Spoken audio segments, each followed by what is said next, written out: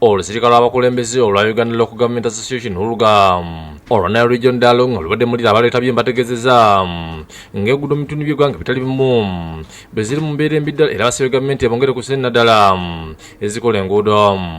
Community access roads are to be maintained by sub-county local governments, while district feeder roads are to be maintained by the district local governments. But because of challenges of low local revenue, but also limited central government transfers, that cannot make local governments fulfill their mandate. William Anyamanga isentwa district y'Omoyo asaba gavumenti okwanguyirizaako kuza mu nkola ey'okuddaabiriza enguudo mu kitundu kino nga basuze development initiative Northern Uganda dino. Most of them have remained in very poor state. So there are quite many roads that have been selected by the respective districts.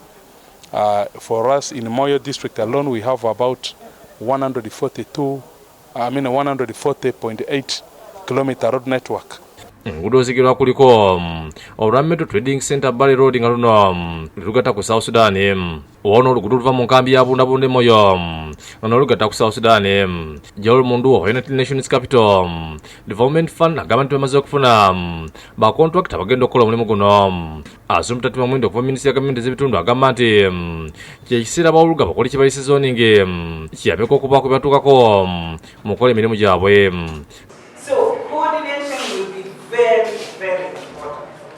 And you people as northern leaders, you already know this game.